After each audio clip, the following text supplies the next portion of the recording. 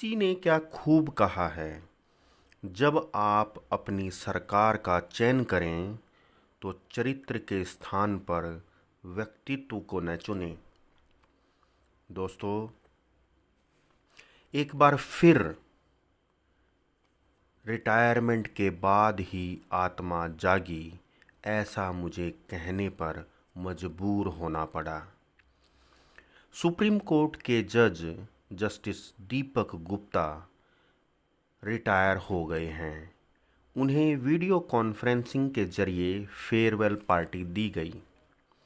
देश के इतिहास में ऐसा पहली बार हुआ है।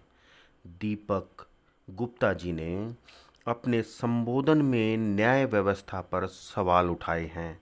उन्होंने कहा, देश का लीगल सिस्टम अमीरों और ताकतवर लोगों के पक्ष में चला गया है। जज ऑस्ट्रिच की तरह अपना सिर नहीं छुपा सकते।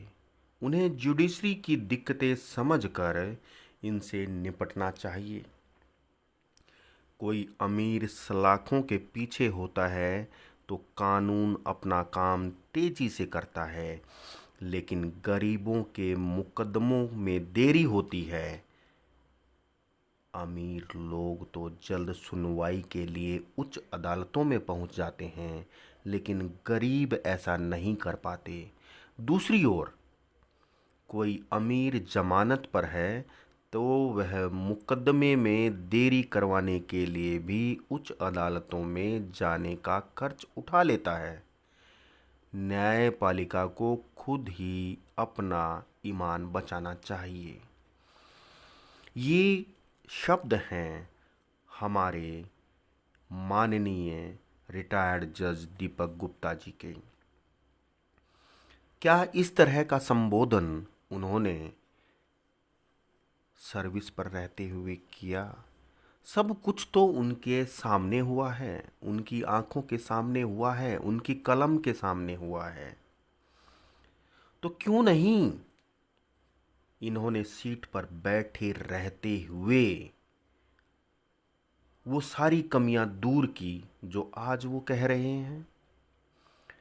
दीपक जी सुप्रीम कोर्ट के 2017 में जज बने थे।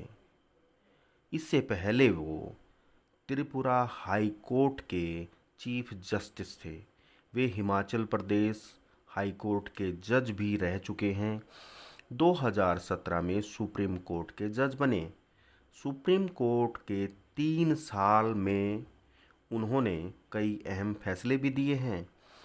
नाबालिग पत्नी की सहमति के बावजूद सेक्स को दुष्कर्म माना जाएगा, ये फैसला भी जस्टिस दीपक गुप्ता ने ही दिया था। काम उस समय का और आज का अलग है। हमें सर्विस में रहते हुए अपनी आत्मा को जिंदा रखना है।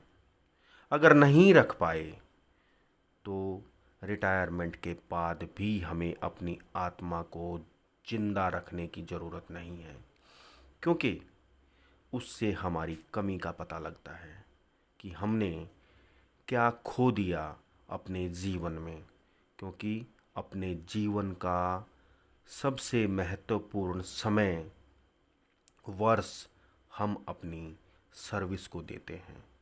करीब कम से कम 30 साल हर व्यक्ति अपने जीवन में अपने व्यवसाय को, अपनी नौकरी को देता है।